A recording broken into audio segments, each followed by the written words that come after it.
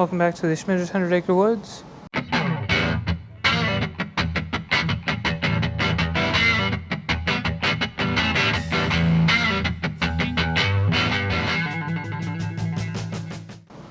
Today, going to go through some of the items that I bought on Amazon. So, decided to go in and sign up as a Amazon associate.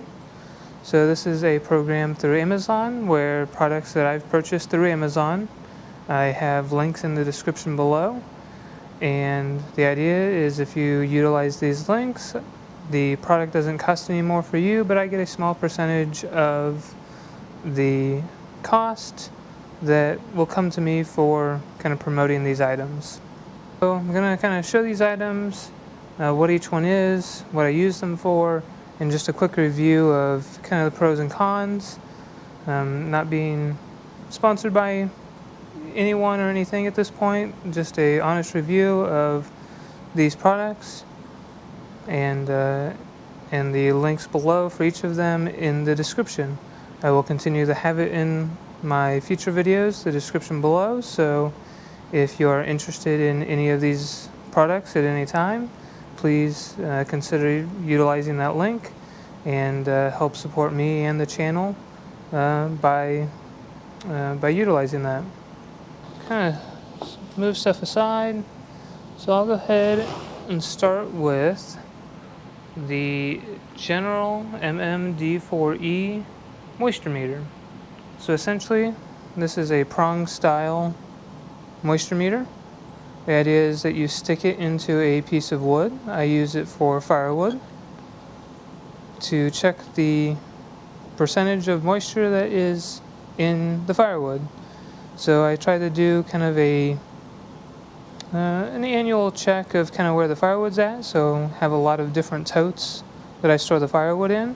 I try to label each one of them based on when I split the wood.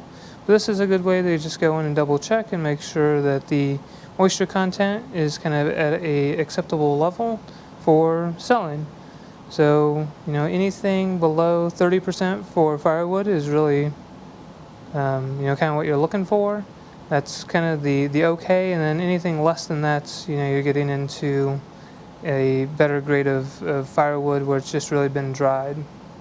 That I'll bring up, which is probably something that I use the most, are the SHOWA Atlas 300 gloves. So these are gloves that have fabric on the back and then have kind of a rubberized texture for the palm and the fingers. So what I really like about these gloves is they seem pretty durable. I've used them for doing firewood, other projects around the house, including doing the roof. So they've held up. Here's a pair over here that are a little dirty. So this is the most wear I've really had in these, is right here at the thumb. So I'm right-handed, so most of the thumb area here, all of the rubber's gone, and it's kind of starting to wear the fabric underneath. So that's the most wear I've had, and these are probably close to 6 months old. I kind of rotate between a couple different pairs. The nice thing about these is you can wear them, and then once they get dirty like this, you can just use a little bit of dish soap and water and clean them right up, let them hang and dry out, and wear them again. There's kind of two downsides that I found to these gloves. So the first one is that they are warm. So wearing them in the summer, your hands do get hot. This is the only kind of circulation available here, and then since this is all rubber, it can't breathe on this side. So you do have that.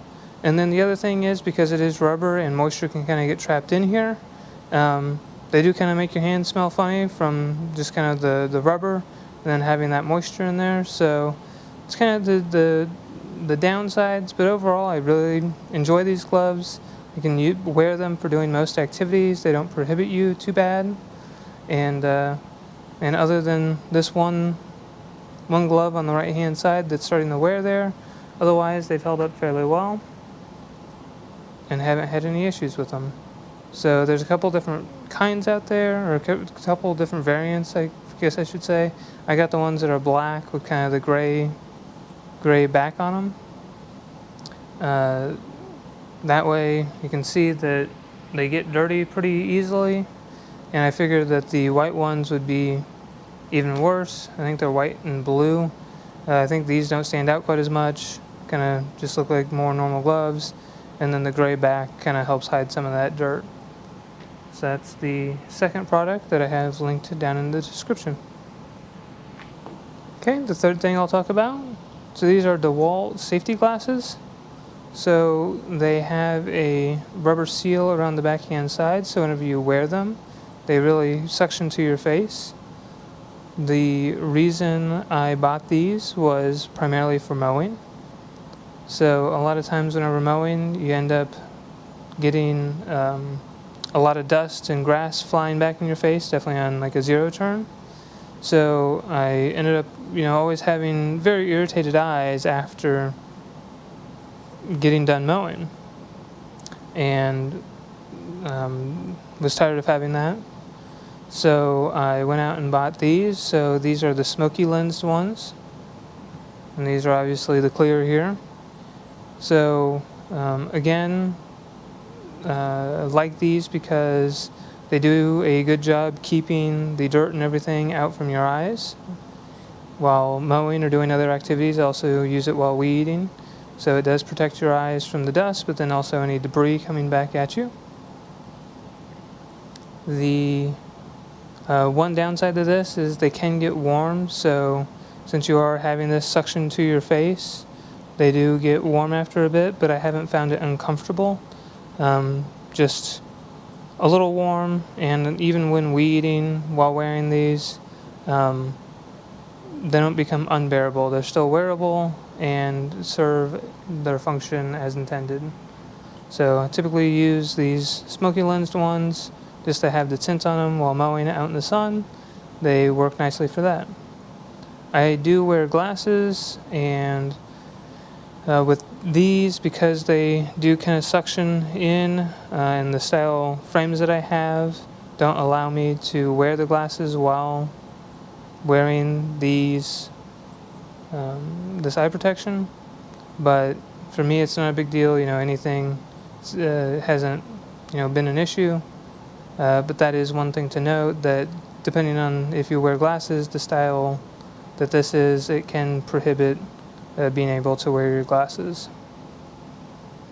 So that's the third item, a couple pairs of these DEWALT glasses, or eye protection.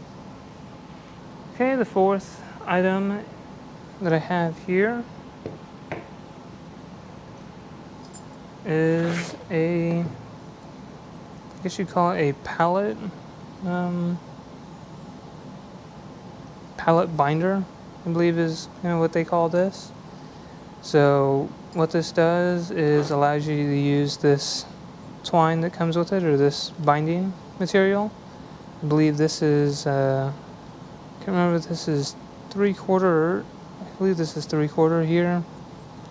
So you run this around your box or material that you're going to bind, and then you use this device here and these clips to run it through, and then use this to tighten it all together.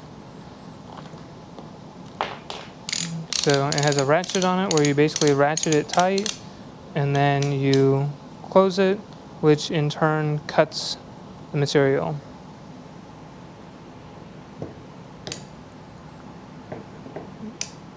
So the main purpose of this item is, once the sawmill comes, is we'll be having lots of lumber that we hopefully have coming off the sawmill.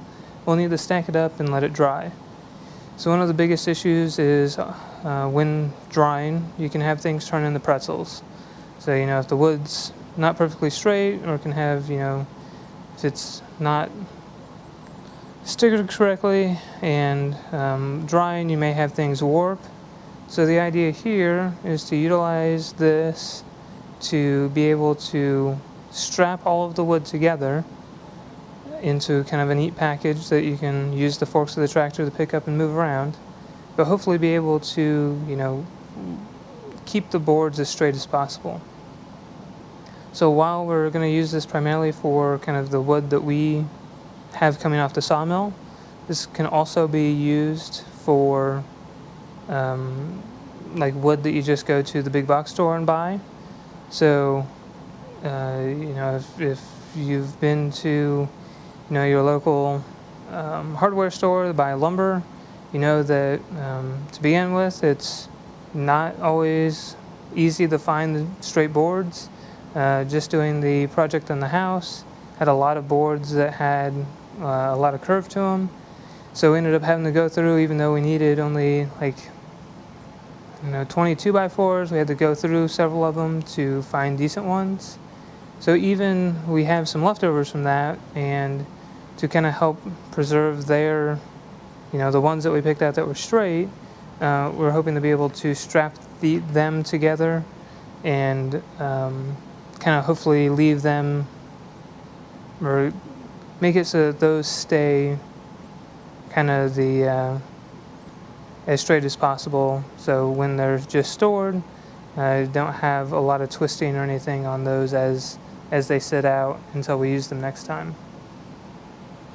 So this is an item that honestly we haven't used yet. We've been working on the house and we have some leftovers, but we're not done yet, so we don't want to strap that stuff up until we're done. We don't have the sawmill yet, so we don't have any of our own lumber. I have played with this just to kind of get a better understanding of how it works, and I will do a video of kind of how this system works. So I don't have a lot of pros and cons. The one thing, or the reason I bought this system with these little pieces in it instead of other systems, is this one. You need one of these, this, and your material. Other systems have the ratchet, the binding material, and then have a crimping tool and a little crimp piece that smashes together to hold this together. So you ratchet it all together, and then you have a crimper that you have to come back and crimp. So it's another tool that you have to keep track of. Varying reviews of how well the crimp actually works. Reviews for this overall were fairly good. There's other people out there that are using this and have reviews on this product specifically for doing exactly what we're talking about with the lumber. So that kind of gave me confidence in kind of its application and how we'll be using it. The other thing that was interesting about this one is if you cut it correctly, so meaning that you leave enough pigtail once you're done, you can actually feed it back through and retighten the binding if needed. So again, haven't worked out all the kinks of that, but in theory, if you're able to get this into the binder and with wood that comes off the sawmill, it's going to want to shrink as the moisture comes out of it. So in theory, the binding can become loose, and we would need to go back through and tighten all that up. So that was the intriguing thing about that, or about this one specifically, is since you're just using these pieces here instead of crimping something together, you can actually go back through and tighten things up if they become loose because of the shrinkage of the lumber. So that was the fascinating thing about these. Item that may be a little difficult to do here is because I'm utilizing it, but the other item that I did through Amazon is the Rode Wireless Me. So this is a wireless microphone I have set up on the GoPro, the RX side of it, the receiver, and then I have the transmitter here. So this I'm able to clip onto my person and utilize to provide clearer audio for you guys, but then also has some neat features with the Wireless Me and kind of how it works. So I'll probably do a separate video just about this and kind of a review and why I like it. But that is the other item that I have currently linked on the Amazon Associates tab, or down in the description, is this Rode Me, and again using it with the GoPro, and I have it linked up via the cord there, and then have the transmitter here. The log splitter that we built for the backhoe. So the product that we actually got on Amazon from this are these two ears that are hooked into the backhoe. So these ears were cut and are used on the Kubota M62, but then it's also the same style as their small size excavators, so like the KX40, for example. Utilizes the same configuration for how it hooks in, closes, and then a pin in the back. So if anyone is utilizing a Kubota that has a similar setup or uses the same configuration, able to get these on Amazon, and have had really good luck with them. Didn't have to do any modification to any of the cuts, the back, or the hole. Everything worked like it was supposed to. And for the setup that we got, it was just the two ears, and then we had to weld those ears to this bottom piece. So on Amazon, the only two things included are these ears that go on the backhoe. So worked very well to be able to do a project like this. I'll probably be purchasing another set of them to do other projects that can go on the backhoe, and it's just a really cheap option to be able to expand the horizon of the quick attach system that Kubota uses on their small to mid-size backhoes. I've come over here to one of my totes. This has ash in it. This was split about 2, maybe 3 months ago, but it was already dead to begin with. So just kind of show you. So again, have the moisture meter, has the pin style. So you can stick it in, it'll give you a reading. I'll hit really get it in there, hit the hold button so that it will hold the reading and show you guys. So that one is a 13%, so it's pretty low. Again, anything under kind of the 30 to 25 is going to be pretty good. Obviously that's the surface there. I tried to stick it in to get kind of a true value. So on this one, just has a very simple design, power button, hold for the percentage, and then you either have wood or like a building if you're checking that. So most of the time I'm doing wood.